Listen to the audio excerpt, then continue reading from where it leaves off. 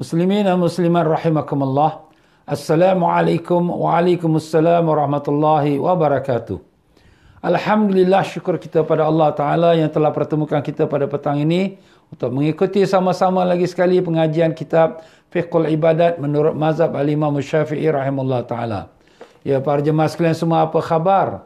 Alhamdulillah, mudah-mudahan dipanjangkan umur oleh Allah dalam sihat walafiat, ditanamkan iman dan taqwa, dibukakan pintu ma'rifat, dibukakan pintu kita mati dalam iman dalam Islam, dalam husnul khatimah, dan ditemukan kita dengan Rasulullah sallallahu alaihi wasallam, mendapat barakah dan syafaat baginda. Allahumma amin ya rabbal alamin. Ya, para jemaah sekalian, alhamdulillah, mari sama-sama kita bacakan Fatihah kepada junjungan besar Nabi kita sallallahu alaihi wasallam dan keluarga dan sahabatnya, dan sekalian para alim-alim ulama, pada tabi'in dan tabi'in, dan para masyayikh, para guru-guru kita, sehingga khususnya Al-Imam Syafi'i rahimahullah ta'ala, dan demikian juga sampai kepada guru kita, iaitu Al-Habib Sayyid Muhammad Amin bin Idrus bin Abdullah bin Umar bin Syekh Abu Bakar bin Salim, yang berguru kepada Habib Zain bin Ibrahim bin Zain bin Semit, yang kedua mereka masih hidup di kota Madinah. Semoga Allah panjangkan usia mereka dalam sihat walafiat, dan dikurniakan mereka perlindungan daripada segala perkara yang tak diingini, dan semoga Allah merahmati dan meninggikan darjat kepada sekalian para masyayikh kita, guru-guru kita, ulama-ulama kita, dan juga Allah Ta'ala melimpahkan rahmat pada roh mereka dan diberkatkan ilmu mereka kepada kita. Ala hazinati salihah wa ila hadratin Nabi Sayyidina Muhammadin sallallahu alaihi wasallam. Al-Fatihah. Alhamdulillah rabbil alamin arrahmanir rahim maliki yaumiddin. Iyyaka na'budu wa iyyaka nasta'in ihdinas siratal mustaqim siratal ladzina an'amta 'alaihim ghairil maghdubi 'alaihim waladdallin. Amin. Alhamdulillah, para muslimat rahimakumullah. Pada pelajaran kita semalam, kita telah membicarakan daripada perkara-perkara yang membatalkan pahala dan membatalkan puasanya sekali. Ya, apakah perkara yang membatalkan pahala dan puasanya sekali?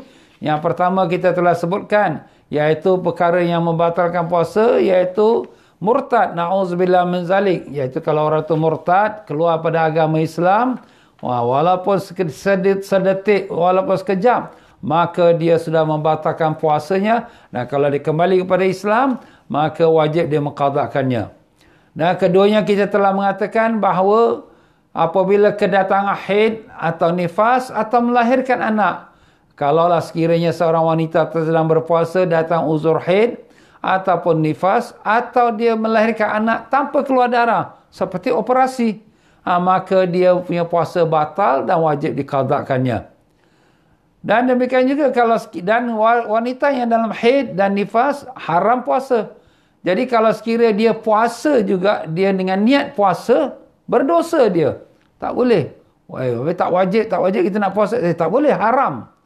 Tapi kalau dia tak makan, tak minum, sekadar kerana dia bukanlah niat puasa, tapi sekadar tak makan, tak minum, maka sebagian ulama katanya lebih baik dia makanlah sikit, minum sikit, untuk nak menunjukkan dia itu tidak berpuasa.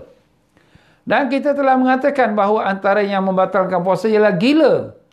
Gila ini kalau dia sengaja, na'udzubillah, siapa yang nak jadikan diri gila. Tapi kalau dia sengaja, maka itu berdosa, haram dan wajib diqadha. Tapi kalau tak sengaja, umpama memang kedatangan kegilaan, na'udzubillah mizalik, dia gila babi ke, atau memang betul-betul gila tak siuman ke, maka dia punya puasa itu batal, tapi dia tak wajib mengqadhakannya kerana tak sengaja, bukan perbuatan dia. Dan yang keempat, itulah ada tajuk kita pada petang ini, tuan-tuan dan puan-puan, di muka surat 77, iaitu perkara yang membatalkan pahala dan membatalkan puasa, iaitulah perkara yang keempat, mabuk dan pingsan. Jadi berkata Tuan Pengarang kita rahimahullah ta'ala, semoga Allah merahmati Tuan Pengarang kita dan diberkatkan ilmunya kepada kita di dunia dan akhirat. Amin. Katanya, yang keempat, mabuk dan pingsan. Maka dapat membatalkan puasa apabila berlangsung seharian penuh. Hal ini menurut pendapatnya kuat fil azhar. Dalam mazhab Imam Syafi'i rahimahullah ta'ala, dalam bahasa Arabnya fil azhar, iaitu pendapatnya kuatlah ya. Dalam mazhab Imam Syafi'i rahimahullah ta'ala, bahawa kalau mabuk atau pingsan itu sehari penuh, daripada mula fajar sampai maghrib, dia kadang dia pingsan tak sedar diri. Itu batal lah puasa dia. Jadi kalau tak sehari penuh, tak batal, ya. Maknanya dia sekadar pingsan. Pingsan ni macam dia, orang kata dia blackout lah, ya. Hitam dia, blackout dia. Bukan gila, gila tu gila akal, ya. Ni dia blackout, dia punya otak dia tu macam orang kata tertutup, sekejap sementara. Ya, faedah yang pertama, perbezaan pendapat di antara para ulama mengenai hukum puasa orang yang pingsan atau mabuk, iaitu di muka surat 78. Yang pertama, menurut pendapat Al-Imam Ramli rahimahullah ta'ala, jika berlangsung sehari penuh, maka hukumnya adalah dapat membatalkan puasa, dan jika sedar meskipun sesaat, maka hukum puasanya tetap sah. Ini macam Imam Syafi'i lah, pendapat imam yang kuat, ya. Kalaulah sehari penuh dia pingsan atau dia mabuk, maka batal lah puasa dia. Tapi kalau dia sedar sekejap, walaupun dalam 5 minit sebelum maghrib tu dia dah sedar dah, jadi dia punya puasa dia sah. Itu pendapat Imam Ramli. Imam Ramli ni ulama besar, dia ikut di Kahira, di Mesir, tuan-tuan, ya. Menurut pendapat kedua, menurut pendapat Imam Ibn Hajar. Ibn Hajar pula ulama besar Syafi'i, tapi dia di Mekah, ya. Rahimahullah ta'ala, jika terjadi dengan disengaja, hukumnya adalah dapat membatalkan puasa. Jadi kalau dia mabuk tu dengan sengaja. Mabuk dengan sengaja. Malam tadi dia ambil dadah. Jadi bila dah masuk subuh, dia dah mabuk dah. Dia dah, orang kata dah fly dah. Dah tak sedar diri. Kalau tu sengaja. Kalau sengaja, batalkan puasa. Meskipun hanya sesaat dia mabuk. Sesaat saja. Mabuk atau pingsan lah, ya. Dan jika terjadi secara tidak disengaja, maka hukum puasanya tetap sah walaupun berlangsung sehari penuh. Nampak? Jadi Imam Ibn Hajar melihat daripada segi sengaja atau tak sengaja. Kalau sengaja, batal puasa. Kalau mabuk tu sengaja. Maknanya dengan dia ambil bahan-bahan yang memabukkan, ataupun waktu di siang hari, dia sedut angin-angin yang boleh hayalkan dia, itu membatalkan. Ataupun kalau sekiranya dia tak disengajakan, dia mabuk walaupun sehari penuh, masih dikira sah. Dia kira pada sengaja tak sengaja. Tapi Imam Ramli dia kira daripada sehari penuh atau tidak. Kalau sehari penuh, batal. Kalau tak sehari penuh, mungkin sekejap 5 minit sebelum maghrib dia dah sedar. Habis ustaz ni, dua-dua imam ni ulama besar dalam mazhab Syafi'i ni. Kita nak ikut yang mana satu? Kita ikut pendapat kuatnya mazhab Imam Syafi'i. Kita dah sebutkan tadi kan. Maknanya kalau dia sehari penuh, batal puasa dia. Kalau sekejap dia mabuk atau pingsan, tapi dia sedar sebelum dia nak buka puasa, dia sedar, itu dia tak batal lah, ya. Puasa dia masih kira sah. Pendapat yang ketiga, menurut pendapat Imam Ibn Salah rahimahullah ta'ala dan Imam Ghazali rahimahullah ta'ala, apabila permulaan puasa dia sedar, maka hukumnya adalah sah. Kalau awal-awal puasa lepas subuh dia sedar lagi, dia masih sihat. Tapi lepas tu dia dah mabuk, dia pingsan sampailah dia maghrib. Di sisi Imam Ghazali. Imam Ghazali ulama mazhab Syafi'i juga, ya. Jadi dia lihat daripada permulaan puasa. Jadi semua ulama ni dia lihat daripada different angle. Ya. Jadi macam ibarat kata kalau sekira orang buta, dia pergi ke 4-5 orang buta, pegang satu ekor gajah. Yang pegang ekor dia kata, oh gajah ni halus. Yang pegang badan dia, oh gajah ni besar. Kemudian yang pegang trompet dia tu, gajah ni dia lembut pula, boleh berpusing-pusing. Yang pegang telinga dia, gajah ni pula halus, tipis. Tapi semuanya tu gajah. Tapi the angle yang different. Macam tu ulama-ulama dia melihat daripada different of angle. Jadi dia mempunyai fatwa pun mempunyai different of fatwa. Jadi begitulah dia Al-Imam Ghazali rahimahullah ta'ala.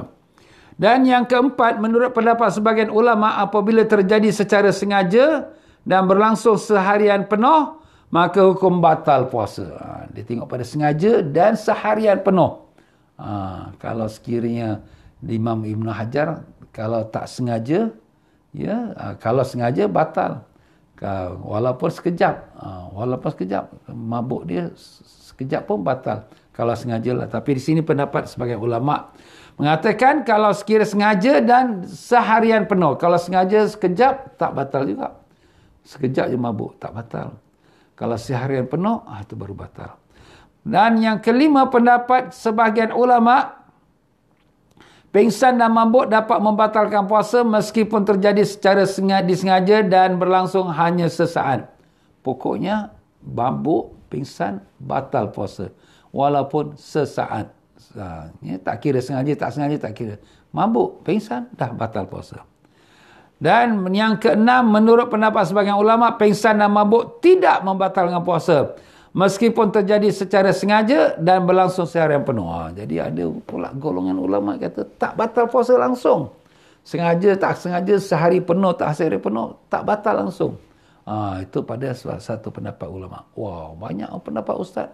Jadi kita ni apabila banyak pendapat, kita selalu pegang kepada pendapat yang kuat. Pendapat kuat tu pendapat mazhab Syafi'i rahimahullah ta'ala. Apa beza mazhab Syafi'i dengan pendapat ulama-ulama ni? Pendapat mazhab tu maknanya pegangan majority. Sudah menjadi dia punya standard ataupun SOP dia. Tetapi bila pendapat ni kecil-kecil ni, 1 orang, 2 orang, 3 orang, tak begitu besar, popular, dan itu tak diambil kira. Cuma kita tahu sebagai ilmu saja. Sebagai ilmu, kita ambil tahu. Tetapi daripada segi hukum, kita ambilnya pendapat yang paling kuat dalam mazhab Imam Syafi'i. Itulah tuan-tuan ya. Jadi itu caranya kita bila berpegang kepada pendapat ulama. Kita tak boleh ambil, oh ini ada juga pendapat, oh ini ada juga, oh ini ada juga. Kita ambil lah ini. Tak boleh. Itu maknanya kita mencampur adukkan kita punya pegangan kita. Itu tak betul, itu salah tu. Ini nasihat para alim-alim ulama kita.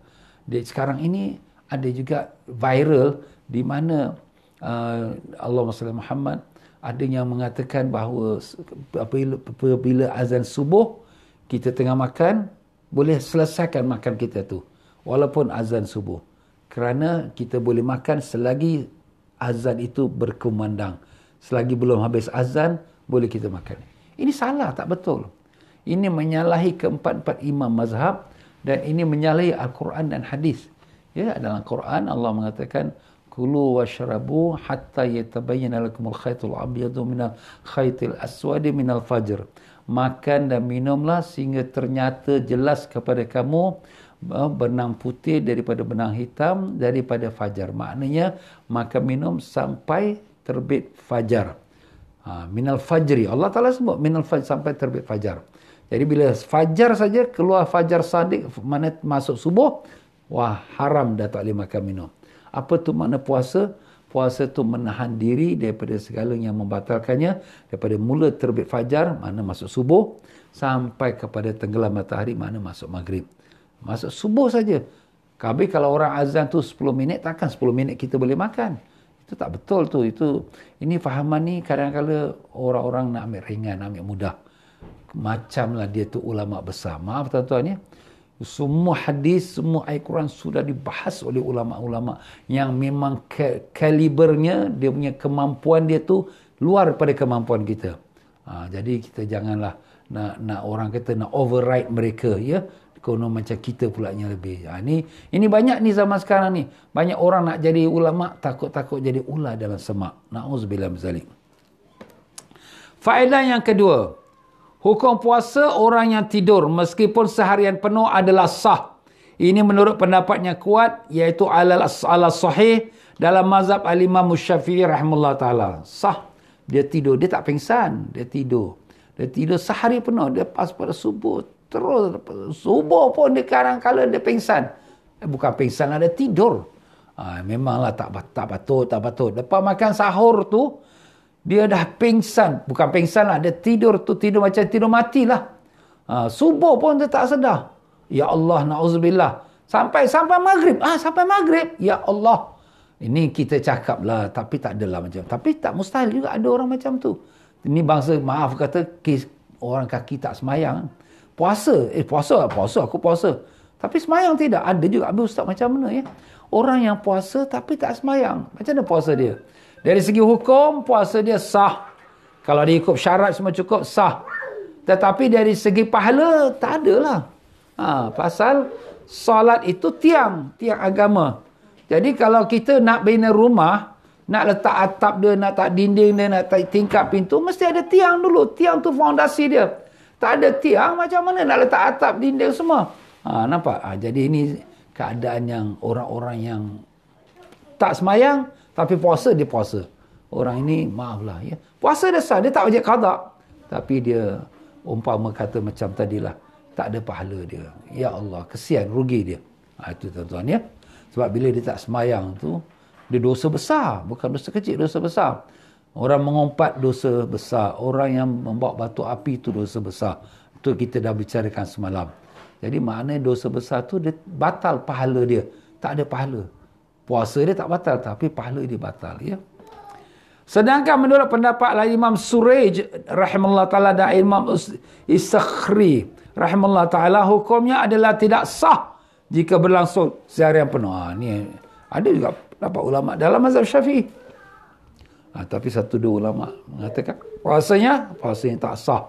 Apa ni, orang tidur daripada pagi, saya semayang mau tidak, tidur terus daripada sebelum subuh sampai ke maghrib, tak sah puasa. Itu pada jadi lebih baik kita nasihatkanlah, sebab kita pun nak kena semayang. Oi, bangun semayang subuh ni. Bangunkan anak kita, kalau suami kita ke apa, bangunkan. Sebab jangan merasa mereka puasa tapi semayangnya tidak. Na'udzubillah. Di muka surat 79, perkara yang kelima yang membatalkan pahala dan juga puasanya, mengeluarkan air mani, onani, baik dengan tangan sendiri atau dengan tangan isterinya, maka dapat membatalkan puasa. Jadi maknanya dia mengeluarkan air mani itu dengan sengaja lah. Dengan sengaja tu dia membuat perkara-perkara yang boleh mengeluarkan air mani. Seperti onani. Onani, masturbation. Ini haram dalam Islam. Ya, dalam Islam haram. Melainkan dari sisi mazhab Imam Hambali saja. Kalau dia takut jatuh pada zina, maka itu dimaafkan. Tapi itu bukan pendapat yang kuat. Ya. Pendapat yang kuat pada segi ketiga-tiga ulama mazhab Syafi'i, Maliki, Hanafi, haram perbuatan onani. Dalam riwayat hadis menyebutkan orang yang melakukan onani ni, air mani itu, besok Allah Ta'ala jadikan anak-anak dia yang tak berkepala, tak ada kepala, datang menuntut kepada orangnya. Na'udzubillah min zalik. Ya? Itu dia punya hukum berat. Ya? Perbuatan tu jangan dibuat. Ya? Dan ini juga perbuatan yang boleh melemahkan kita punya tubuh badan. Dan na'udzubillah, kalau sekiranya dia berkahwin, mungkin melemahkan dia punya air mani dia yang tak membolehkan isteri itu mengandung pula. Itu jagalah, ya, anak-anak muda lebih-lebih lagi, khususnya anak-anak muda, ya. Jangan dia melepaskan nafsunya dengan perbuatan onani. Itu adalah perkara yang tak sesuai lah, bahkan menyalahi syariat Islam. Ya. Dan kalaulah dia keluarkan air mani itu dengan tangan isterinya, dia tak keluarkan dengan tangan dia, tapi dengan tangan isteri dia, sama juga membatal. Pokoknya mengeluarkan air mani dengan sengaja batal. Maupun dengan tangan isteri, maupun tangan dia, ataupun bukan dengan tangan, dengan apa-apa pun, maaf kata, dia menjadikan perasaan nafsu dia tu meningkat sampai keluar air mani dengan sengaja, batal dia punya puasa dia. Itu keluar air mani yang sengaja. Kalau keluar air mani tak sengaja, tengah hari dia tidur, dia mimpi bidadari pula, keluar air mani. Allah, macam mana ustaz, saya tak sengaja ni, saya tengah tidur mimpi. Dia tak ada apa-apalah, tak batal puasa dia, tapi wajiblah dia mandi sebab dia sudah berhadas besar. Ya. Yang keenam, makan dan minum jika dilakukan dengan sengaja. Dan jika dilakukan tanpa sengaja, lupa, maka hukum puasanya tidak batal. Ini kita dah sebut juga pada pelajaran dahulu, ya. Maknanya kalau dia makan, dia lupa, ya, dia minum. Ini biasa berlaku pada hari pertama lah. Sebab hari pertama ni baru starting puasa. Jadi dia punya rutin kebiasaan pagi-pagi, terus pergi dapur, tuang kopi, makan dengan roti, nak pergi kerja lah. Sekali tengah makan ni, isteri kata, bang, puasa. Astagfirullah. Itu dia tak sengaja. Tak sengaja, tak batal puasa. Puasa dia boleh teruskan dan tak wajib qada. Tapi ada juga mazhab yang mengatakan wajib qada. Mazhab Maliki kata saya, puasa dia batal walaupun tak sengaja. Kalau sengaja tu dosa, tak sengaja tak berdosa. Tapi dalam mazhab Syafi'i kita, tak sengaja tak berdosa dan tak membatalkan puasa. Tapi jangan dia buat-buat tak sengaja lah. Oh, lupa lah. Tapi memang sengaja. Itu antara dia dengan Tuhan lah. Dia esok di depan Allah, dia jawab je lah. Na'udzubillah. Jadi kalau dengan sengaja, batal. Walaupun sedikit.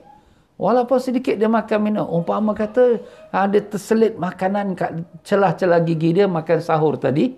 Maka lepas dia dah bangun, dah lepas main subuh, terasa, ada celah, ada ni, lepas makan tadi, makan nasi, ada makan lauk, ada daging, sedap lah pula, telan lah, batal puasa, walaupun sedikit. Dia bukan mesti satu suap, tidak, walaupun sedikit, makan minum dengan sengaja, membatalkan puasa. Itu kita jagalah, sebab tu sini sebelum kita nak masuk subuh tu, kita disuruh bersihkan mulut, sebab tu ada imsak.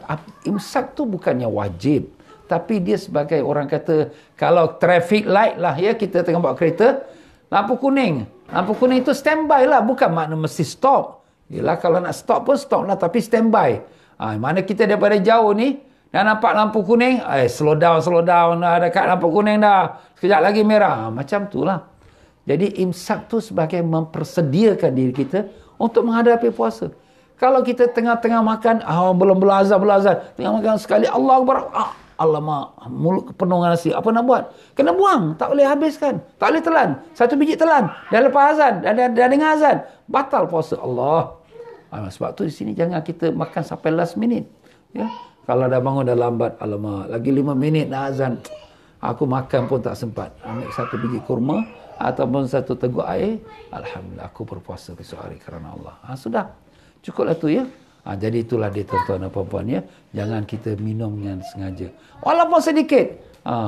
Dan kalau sekiranya kita minum air manis. Air manis ni dalam tekak kita ni rasa manis lagi Ustaz. Saya ni dah masuk subuh ni. Tapi masih rasa manis. Itu kita usahakan. Sebab tu kita ada imsak. Sebelum subuh tu apa-apa bekal-bekal makanan yang manis apa semua, kita kocak mulut kita tu, bersihkan supaya keluarkan kesan manis. Kalau nak telan lah sebelum selagi azan subuh. Itu dia tuan-tuan ya. Yang ketujuh, perkara yang membatalkan puasa dan pahala puasa, muntah dengan disengaja dapat membatalkan puasa. Macam mana muntah dengan sengaja? Dia sengaja jolok jari dekat mulut. Janganlah. Ini kau sengaja nak muntahkan diri kau ni. Batal puasa. Alah, sikit je keluar. Sikit keluar pun batal. Sebab kau sengaja. Kalau kita tak sengaja, lain halnya jika tidak disengaja. Maka tidak membatalkan puasa. Akan tapi mulutnya menjadi najis dan wajib untuk dicuci. Kalau dia keluar tak sengaja. Keluar tak sengaja ni macam kita pening, mabuk. Mungkin kita tak tahan dengan kelapan. Angin masuk dalam perut. Kemudian kita bila dah makan tu, makanan kita tu dia dah masuk dalam perut, kemudian lepas tu dia keluar balik, keluar muntah. Habis apa hal Ustaz puasa saya? Puasa tak batal. Dalam mazhab Syafi'i rahimahullah ta'ala, muntah tak sengaja, puasa tak batal. Tapi bila muntah ni, dia punya kandungan muntah tu datang pada perut. Datang pada perut ni maknanya dia sudah masuk dalam kawasan menghazamkan atau proses makanan. Dalam proses makanan yang ada yang akan jadi najis, yang ada akan jadi dimanfaatkan oleh tubuh badan kita. Jadi kalau sekiranya muntah itu keluar, itu sudah kira najis. Muntah itu najis. Tapi kalau muntah tu baru skrat kat tengah. Misal kata kita tengah makan nak perut belum, nak makanan belum turun perut lagi, belum. Masih kat saluran. Tiba-tiba kita keluar angin, kita muntah. Masih lagi biji-biji nasi lagi apa tu? Itu belum kira najis. Najis ni apabila dia sudah sampai dalam perut besar kita. Mana sudah proses dah siap. Tiba-tiba kerana kita masuk angin ke apa, kita muntah dengan tak sengaja. Maka itu tak batal puasa, tapi mulut kita najis. Jadi mulut najis kita kena cuci lah.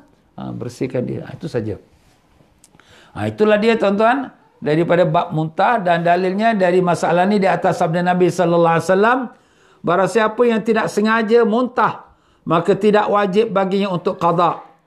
Qada puasa lah, mana puasa dia tetap sah. Dan barang siapa yang sengaja muntah, maka wajib qada, mana puasa dia batal. Sengaja muntah, batal. Dan batal, wajib qada. Kalau dia sengaja, berdosa. Dah haram. Perkara yang kita lakukan yang membatalkan puasa dengan sengaja, hukumnya haram. Sebab puasa wajib. Menjaga puasa untuk sah, wajib. Melakukan perkara yang membatalkan puasa, haram. Sebab dia merosakkan perintah Allah. Puasa. Nampak tuan-tuan? Jagalah tuan-tuan ya. Jangan kita ikut perasaan nak muntah-muntahkan, jangan ya. Kalau ada terasa-terasa macam nak muntah ke apa, tahan-tahan sikit. Sapu minyak angin. Dah sapu minyak angin lah, mungkin ada perempuan sedang mengandung apa kan, dia perasaan tu macam nak muntah. Itu sapu minyak angin. Jangan dia jolokkan. Kalau dia jolok tu maknanya dia dah sengaja keluarkan tu. Tapi sapu minyak angin, habis Ustaz kalau dia sapu minyak angin tu dia keluar muntah. Itu lain cerita pula. Kita sapu obat nak meredakan angin dia, tapi dia keluar pula. Dia keluar tu bukan kuasa kita. Sebab bila nak muntah ni dia bukan boleh kontrol, bukan boleh tahan. Dia keluar secara automatik. Yang ke-8, yang membatalkan puasa dan pahalanya, berhubungan badan, mana persetubuhan lah, melakukan jima. Jika dilakukan dengan sengaja, maka dapat membatalkan puasa. Ni kalau dilakukan dengan sengaja. Dia tahu, dia sedar, dia puasa. Sang isteri pun tahu dia sedang puasa. Tapi maaf kata, nafsu sudah mengatasi dia punya iman. Sebab tu dalam satu riwayat mengatakan, Ibnu Mas'ud mengatakan, maaf kata, idza qama dzakaru zahaba thuluthu aqlu. Apabila maaf kata sudah naik nafsu zakarnya, maka sepertiga akal dia sudah hilang. Sepertiga. Maknanya dia tahu, dia sedar dia puasa, tapi dia tak boleh nak kontrol lagi. Sebab tu kita dalam masa puasa ni jangan dekat-dekat sangat dengan isteri ya. Isteri pun jaga-jaga diri jauh-jauh sikit daripada suami. Tapi yelah, ini kadang-kali ni pengantin baru. Mana boleh nak renggang-renggang. Alah. Kalau ada jalan pun nak berempit saja. Kalau duduk pun nak sebelah nak berempit aja. Ini biasalah ya. Kalau kita nampak orang tu berjalan, pegang-pegang tangan, berempit aja. Itu macam tu, itu pengantin baru tu. Nampak. Tapi kalau jalan, kita tak berpegang tangan, jalan sama-sama. Itu dah pengantin lama tu. Ya. Mungkin dah 3 tahun, 2 tahun. Tapi kalau berjalan tu, laki kat depan, isteri kat belakang, isteri saya tertinggal aja, itu dah kira senior citizen lah. Dah pengantin, orang kata orang lama. Dah mana dah tak ada lagi. Maaflah ya. Ini kita lihat daripada perbuatan manusia. Perbuatan manusia. Jadi di situ kita tahu siapa dia.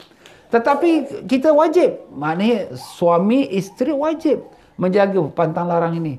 Kalau tahu dekat-dekat nanti melekat. Dah dekat dah melekat. Jauh-jauh. Jangan dekat-dekat. Kita puasa. Habis ustaz ni nafsu ni macam mana ni? Nafsu, kau pergi jogging sekejap. Ya, jogging? Ustaz, jogging letih. Dah jogging letih lah. Baguslah. Dah letih ni hilang nafsu. Ini duduk kat sebelah isteri. Duduk tengok muka dia. Dia tengok muka dia. Dia sebelah-sebelah pula. Satu rumah pula. Satu ke bilik pula. Atas satu katil pula. Bahaya. Lampu merah pun dia langgar. Nampak? Sebab tu di sini kita jagalah. Ini bukan kata cakap-cakap orang kata ustaz ni kelakar. Tak ada. Ini memang kebenaran. Sebab menjaga hukum agama ni. Jadi ini nasihat saya lah. Ya. Nak pakai, tak nak pakai itu terserahlah. Jadi macam tu lah. Tapi bila berlaku perhubungan, kalau sekiranya sang suami isteri tu maaf kata dia roman saja, keluar air mazi. Air mazi bukan air mani, tak batal. Dia belum laku persetubuhan lagi. Dia cuma maaf kata dia cium-cium, dia ramas-ramas, tapi dia belum laku persetubuhan. Maka itu belum lagi membatalkan puasa. Tapi pahala dah habis lah. Ibarat kata kerja penat saja, gaji tak ada. Itu dah. Dia nak puaskan nafsu dia, tapi dia tak melakukan hubungan, tak melakukan persetubuhan. Jadi dia punya puasa masih lagi valid, tapi dah rosaklah dia punya pahala dia. Ya.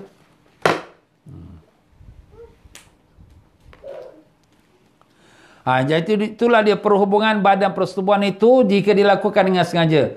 maka dapat batalkan puasa. Dan jika dilakukan tanpa disengaja, maka tidak membatalkan puasa. Macam mana nak cakap tak sengaja? Ini bangsa dua-dua tidur tengah siang hari, dua-dua mimpi sama pula. Ya Allah, mimpi berlaku pula. Diingatkan dalam mimpi, tapi betul-betul pula. Lepas dah habis kerja, bayang. Kita ni betul-betul ke ni? Ini kita nak puasa. Apa dah jadi ni? Ini kita tak sengaja ni. Betul ke bang tak sengaja ke? Buat-buat tak sengaja. Jadi kalau betul tak sengaja, tak batal. Kalau yang satu sengaja, satu tak sengaja.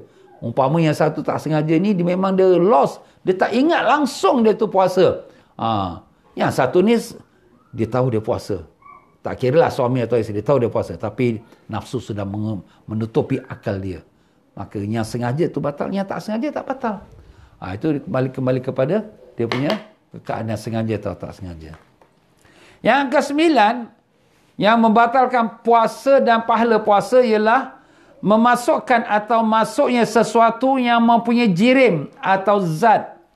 Jirim atau zat. Apa tu Ustaz? Jirim atau zat tu substance, benda. Zat tu macam benda lah. Macam kita kata nasi, daging itu zat. Jirim tu maknanya macam angin yang ada dia punya moisture dia. Ataupun kita katakan dia punya basah-basahan dia. Ni jaga ni. Kita memasukkan benda, zat ataupun moisture yang ada basah-basahannya ke dalam rongga badan yang terbuka. Rongga yang terbuka. Mana opening yang sudah sedia terbuka. Apa yang sedia terbuka? Ini disebutkan sini. Qubul, iaitu kemaluan depan. Ya, kemaluan depan ni, maaf kata orang perempuan lah. Ya. Dubur. Dubur tu kemaluan belakang tu lelaki perempuan samalah. Ya. Yang ketiganya mulut. Mulut kita ni mulut. Yang keempatnya hidung. Hidung kita ni rongga terbuka opening. Dan yang kelimanya telinga. Telinga opening. Mata dia bukan opening sebab mata ni ada biji mata kat dalam dia. Jadi dia boleh buka tutup. Dia bukan sentiasa terbuka je kan. Tapi yang terbuka hidung, telinga, mulut memang boleh buka tutup. Boleh masuk makanan pun dari situ. Dan maaf kata kubul dan dubur ya. Jadi kalau masuk sesuatu di dalam kubul atau dubur ataupun dalam rongga terbuka ini batal puasa. Maupun dia zat maupun dia jirim. Sebagaimana saya kata-kata ni zat tu benda, substance. Substance tu benda tu macam kita katakan nasi ke daging ke roti ke ya. Masuk kat mulut kita. Ataupun kita katakan masuk kat telinga kita. Apa yang masuk kat telinga kita? Kita ambilkan tempat kita katakan stick ke ataupun apa kayu ke yang kita katakan korek telinga tu, kita masukkan ke dalam. Gatal lah. Tak boleh tu, itu batal. Yang dikatakan batal tu kalau masuk bahagian batin. Batin tu apa? Dalaman. Kalau sekiranya luaran tu belum batal lagi. Cuma tak dianjurkan atau dikatakan makruh. Macam mana luaran tu? Macam sekarang kita jari kita masuk telinga kita korek jari. Ya. Ustaz, korek telinga ni batal ke? Tak batal. Ni korek telinga ni jari kita ni bukan boleh tembus masuk ke dalam. Jari kita ni besar ya. Dia kalau benda halus macam kita katakan jarum ke ataupun benda kita earpiece tu atau yang boleh masuk ke dalam tu itu baru batal. Itu terkena sampai ke dekat dengan eardrum tu. Eardrum tu itu batal lah puasa. Macam tu juga hidung kita. Kalau sekarang kita korek hidung tak dianjurkan lah. Tapi taklah batal. Sebab dia masih kat bahagian luar. Dia hidung ni, dia ada bahagian dalam. Bahagian dalam mana? Atas daripada kita punya tulang tu dia masuk ke dalam. Dekat dengan mata kita. Itu kawasan tu, itu bahagian batin dalam. Kalau bahagian batin dalam tu, umpama kita ambil alat, kita masukkan. Macam swab lah ya. Sekarang, Ustaz, kita ni nak kena swab ni macam mana ni? Kalau swab tu, mana dalam mazhab Syafi'i batal. Ustaz, ni bukan kita makan. Dia bukan masalah makan. Masalah memasukkan sesuatu dalam rongga yang terbuka.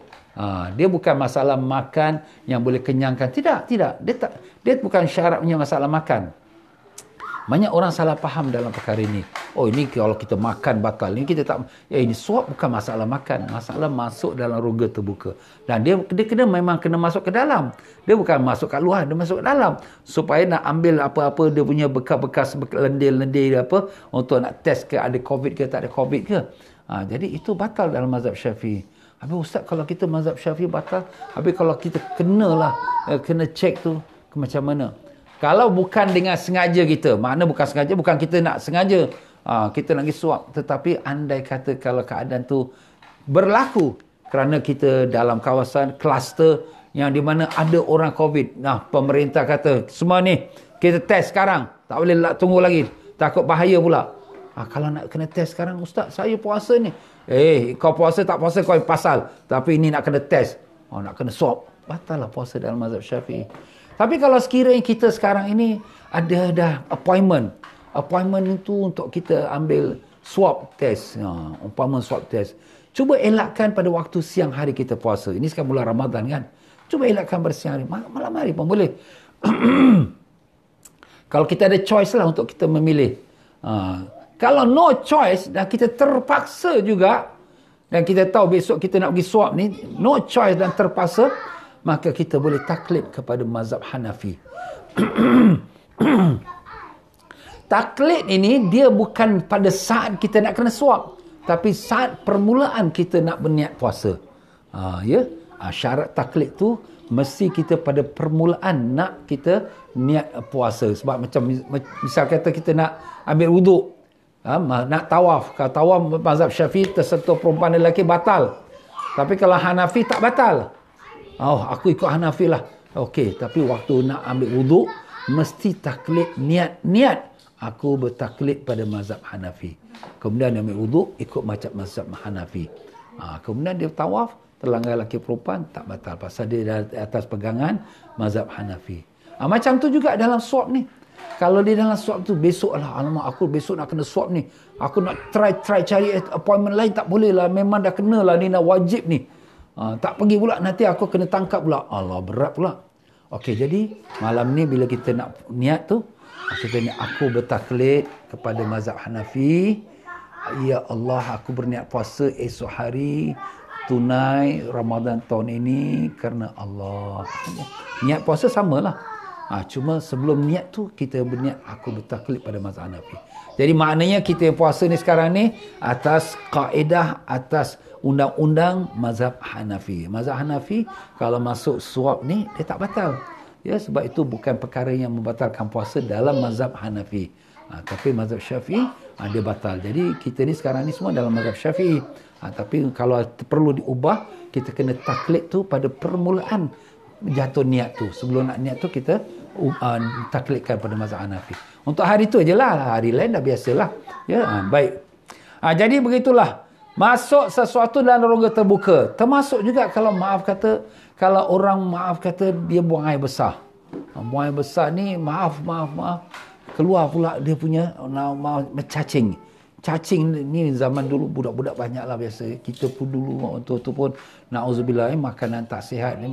Jadi keluar cacing. Cacing tengok dunia besar sangat Dia masuk balik pula. Cacing masuk balik. Batal bos. Alamak Ustaz. Yalah pasal dia masuk ke dalam rongga terbuka. Itu dunia cerita dia. Tapi sekarang dia tak ada lah. Tapi ini memang dulu ada juga berlaku ya. Dan lebih-lebih lagi pada kanak-kanak lah ya. Mungkin makanan pun tak bersih sangat dan sebagainya ya. Jadi macam itulah dia. Jadi dalam masa kita berpuasa, jangan korek telinga dengan kita kata jarum dia. Jangan kita masuk cocok hidung dengan suap tu. Kita elakkan ya. Masuk mulut lagi tak boleh. Nak makan, nak minum. Walaupun sebiji beras pun. Walaupun sekecil daging pun. Yang melekat kat gigi kita lah masuk. Batal lah sebagaimana kita dah sebut tadi. Dan begitulah dubur dan kubul kita ya. Jadi masalah kubul dan dubur ni maaf ya. Ini kita cakap bab puasa. Kalaulah sekira dia nak beristinja, awas. Jangan dia jolok, jolok jari dia ke dalam. Kenapa Ustaz? Ada orang buat? Ada. Kenapa? Kerana dia nak 100% bersih. Jawapan kita, wajib bersih tu hukum zahir. Hukum zahir. Yang dalam tu batin. Batin tu tak dikira. Maaf kata, batin kita dalam perut kita pun najis juga. Tapi semayang kita sah. Tapi kita yang jolok kat dalam tu kenapa pula? Nak pergi korek-korek pula. Batal puasa. Jadi apabila kita beristinja, buang air besar, ya. Maupun kaum wanita juga bila ada buang air kecil, ya. Dia sekadar maaf kata dibersihkan bahagian luar, ya. Bibir kita punya kemaluan tu yang dubur ataupun yang wanita pun kubulnya, ya. Kat bibir tu kita gerak-gerakkan sikit untuk supaya kita pastikan yang dia punya najis sudah tak ada lagi. Tapi kita nak jolokkan ke dalam, itu batal puasa kita, ya. Itu jagalah, ya. Jangan sampai kita membatalkan puasa dengan kita tak sedar. Kita ingat kita nak jaga betul-betul bersih, kita nak sembahyang ni nak sah, tapi kita sudah batalkan puasa kita. Allahu Akbar, ya. Baiklah, ya. Itu semua perkara, sebab tu perlu belajar. Kalau tak belajar, di mana tahu perkara ni. Faedah yang ketiga, menggunakan jarum suntik pada saat berpuasa. Ini injection, suntikan. Apakah boleh menggunakan jarum suntik pada saat berpuasa dan apakah dapat membatalkan puasa? Ini dia punya jawapan. Di muka surat 80, jawapan dia.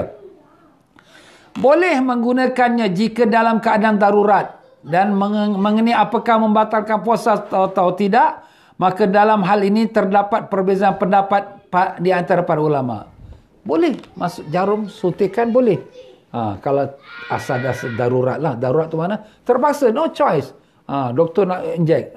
Kita kata doktor nanti malam lah. Malam doktor dah tutup klinik lah. Alamak. Macam mana?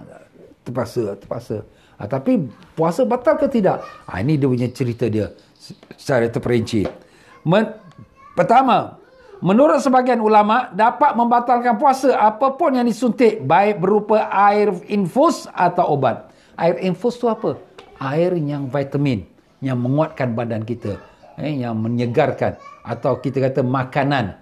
Ya, ada orang dia tak makan kat mulut. Memang makanan daripada suntikan, makanan masuk daripada hidung. Yang kita tahu kat hospital pun macam tu juga. Jadi dia kalau suntikan tu untuk kekuatan badan, untuk menahankan lapar dia, ataupun suntikan untuk obat, tak kira lah. Ini pada pendapat pertama, dua-dua batal.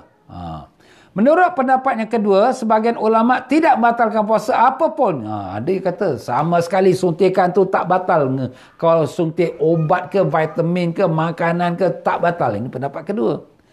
Menurut pendapat yang paling kuat dalam mazhab al-Imam Syafi'i rahimahullah ta'ala, ni mazhab Syafi'i yang paling kuat. Yang paling kuat tu maknanya pendapat lain ada, macam kita dah sebut tadi.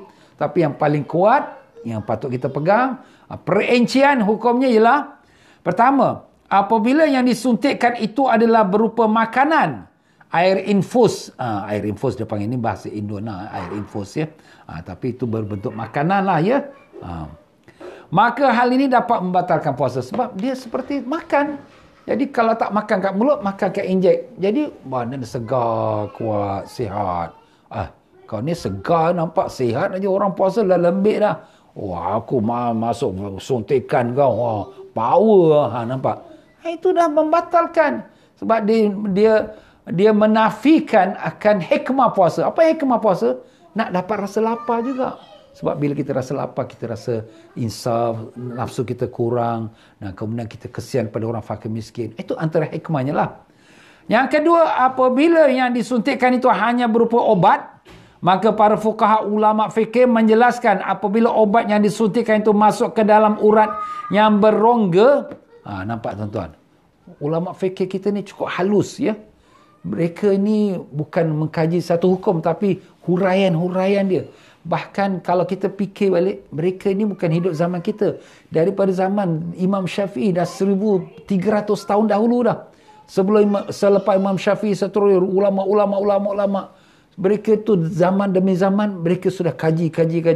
Sampai pada kita hari ini, kita ibarat ada hidangan dah siap dah. Pilihlah kau nak makan nasi ke, daging ke, ayam. Masya Allah, ulama kita jazahumullah khair. Sebab tu jangan lupa tuan-tuan, kita fatihahkan kepada ulama-ulama kita. Jasa mereka sangat besar sekali. Mereka korbankan masa mereka, keluarga mereka. Sampai yang tak kahwin pun ada. Imam Nawawi tak kahwin pun. Sebab sibuk dengan ilmu untuk nak huraikan masalah. Jadi dia kata kalau obat pun bukan mesti, ni obat, dah boleh tak batal. Nanti dulu. Obat pun tengok yang mana satu. Obat tu kalau masuk urat yang berongga, daripada obat tu dia masuklah umpama kata ke dalam rongga, ke tekak kita. Ini rongga lah masuk mulut. Atau masuk ke dalam kawasan telinga kita, yang mana rongga dia, air daripada rongga telinga dia turun ke dalam tekak kita. Ataupun daripada hidung, dia masuk rongga kita belah hidung, kemudian masuk ke dalam tekak kita. Sebab semua saluran ini dia akan bawa kepada saluran makan. Daripada telinga dia ada rongga dia, saluran dia bawa sebab makan. Hidung pun sama. Mulut jangan cakap lah. Jadi kalau itu boleh membatalkan. Maka hal ini dapat membatalkan puasa. Dan apabila obat tersebut masuk ke dalam otot, dalam kita punya urat-urat kita, dalam badan kita, urat-urat kita, maka hal ini tidak membatalkan puasa. Tengoklah obat ni, dia pergi ke mana obat ni? Ustaz, mana kita nak tahu dia pergi ke mana? Ini para doktor bila dia injek, dia tahulah ni obat ni untuk apa. Ya. Oh, ini tak ada, ini vitamin. Vitamin tak boleh. Oh, ini tak ada, ini kerana kau ni kolesterol, kerana kau ni ada diabetes, kerana kau ni... jadi itu tak mengapa. Dia sebab dia tak pergi menuju kepada kita punya rongga, tapi dia menuju kepada urat-urat kita. Ya. Itu dia tuan-tuan. Ya. Allahu Akbar. Fikih ni kalau kita baca tu kadang enak, sedap. Kenapa? Sebab dia memberikan kita pembukaan. Masalah-masalah yang kita tak perasan, yang kita tak nampak, tapi berlaku. Baru aku tahu, ya ke macam ni. Alhamdulillah lah. Jazahumullah anna. Semoga Allah membalasi semua ulama-ulama kita sebaik-baik balasan. Ya, semoga Allah tempatkan mereka dalam syurga dan diterima amal mereka dan tinggikan darjat mereka. Amin, amin, ya rabbal alamin. Faedah yang keempat, menelan ludah saat berpuasa. Wallahu a'lam. Masa ni cemburu betul lah dengan kita ni. InsyaAllah. Kita sambung lagi lah insyaAllah pada esok hari. InsyaAllah tuan-tuan dan puan-puan. Ya. Kita berhenti pada faedah yang keempat. Muka surat 80. Ya tuan-tuan dan puan-puan rahimakumullah. Alhamdulillah. 4 madrasah dan 4 buah masjid yang saya pernah iklankan siapa nak wakafkannya, dan sudah ada orang yang mengambilnya, dan sudah pun dalam proses kesempurnaan 4 masjid dan 4 madrasah. Bukanlah masjid besar macam Masjid Sultan tu, tidak, ya. Bukan macam masjid-masjid satelit kita pun tidak. Masjid yang boleh cukup untuk 200 orang, 300 orang sembahyang, ya. Jadi alhamdulillah madrasah pun sama untuk budak-budak pelajar 300 400 orang. Alhamdulillah lah. Dan ini semua madrasah dan masjid kampung, ya. Bukanlah masjid batu yang naik-naik menaruh besar-besar, tinggal, tak ada. Masjid kampung, masjid setengah batu dan papan, ya, dan zinc. Itulah. Alhamdulillah sudah mula hampir selesai, dan permintaan daripada perkampungan yang orang-orang Rohingya yang terbakar hari itu, perkampungannya besar tuan-tuan, ya. Perkampungan besar, penduduknya hampir ratusan ribu orang, ya.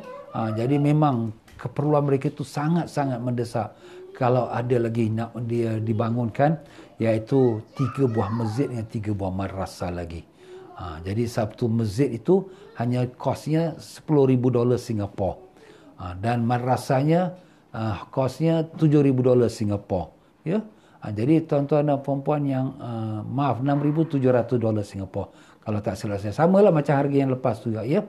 Jadi kalau sekiranya tuan-tuan dan puan-puan yang ada nak buat wakaf untuk yang dah meninggal, ya. Jadi dia bolehlah ambil satu projek tu, ya. InsyaAllah. Jadi kalau untuk madrasah $6,700 Singapura. Dia boleh pilih. Tapi 3 madrasah, 3 masjid. Yang sekarang ni lah permintaan untuk dibangunkan. Ini sekarang pula bulan Ramadan. Alhamdulillah pahala bulan Ramadan ni, kalaulah sunat, dapat pahala 1 wajib. Kalau sekira kita nazarkan pula, tapi kena booking dulu. Jangan dia nazar tapi ustaz saya nak ambil 1. Alamak dah habis lah. Tak ada can. Habis saya dah nazar. Nanti dulu booking dulu. Booking okey, saya nak menazir. Okey, ada okey. Saya dah tempau ustaz, ya. Okey, nanti saya transfer. Kemudian aku bernazar pada Allah untuk membangunkan sebuah masjid di perkampungan Rohingya ni. Jadi dia nazar. Jadi pahala nazar ni jadi pahala wajib. Pahala wajib bulan Ramadan dan gandakan 70 wajib. Masya-Allah. 1 wajib, 70 wajib dapat. Jadi seperti dibangunkan 70 buah masjid. Masya-Allah. Kalau pahala sunat, dapat seperti pahala satu wajib di bulan yang lain. Pahala sunat pun dah besar. Bangunkan masjid tu tempat orang sembahyang. Orang sembahyang. Dan tuan-tuan tahu yang orang berbuka puasa, iftar semua, itulah dalam bangunan masjid dan madrasah yang sedang dibangunkan. Tapi mereka dah gunakan untuk iftar, untuk sahur. Berapa besar pahala orang-orang yang wakaf tu. Nah, apalagi kat bulan Ramadan ini dia nak wakaf. Jadi saya open dulu kepada para jemaah yang sekarang ada. Siapa yang interested, cepat-cepat ya, WhatsApp kepada saya. Ustaz, saya nak tempah satu masjid. $10,000 saya akan transfer. Kalau saya kata okey, maknanya okey, confirm. Saya nak catatkan nama dia. Kalau boleh dia message pada saya pakai WhatsApp saya lah. Nombor WhatsApp saya tu, nombor handphone saya itulah, nombor PayNow saya tu. Tu dia WhatsApp saya. Kalau masuk dalam dia booking dalam kita kata FB ni, kadang-kadang susah juga saya nak trace ya. Jadi itulah dia. Jadi itulah dia tuan-tuan. Saya ucapkan banyak terima kasih kepada para jemaah sekalian yang telah menderma untuk iftar, untuk sahur, untuk Ramadan ya. Banyak sekali manfaatnya. Orang-orang Rohingya, orang Kemboja yang buat sekarang ni yang banyaknya yang dapat kita katakan limpahan rahmat daripada infak dan zakat dan fidyah tuan-tuan dan puan-puan, orang Kemboja dan juga orang-orang Rohingya dan orang Bangladesh ya. Sebab memang ni dua ni memang sangat-sangat susah sekali. Jadi mereka sangat berterima kasih kepada anda yang telah derma. Jazakumullahu khairal jazak. Tuan-tuan boleh tengok sendiri dalam channel Telegram Ustaz T.M. Fauzi itu. Ya, sebagaimana perasaan orang-orang kampung gembira sangat dengan pemberian-pemberian yang kita berikan kepada mereka. Dan masih lagi banyak lagi. Bukan kita dah habis, tak. Bukan kita nak cover satu negeri. Tapi sekadar yang mana mampu tuan-tuan bagi, itulah saya pun salurkan. Sekadar yang termampu. Dan juga di Sabah. Sabah pun banyak orang susah. Sebab apa? Keadaan COVID ni, pekerjaan tak ada, income tak ada, miskin banyak. Ya, kesian ya.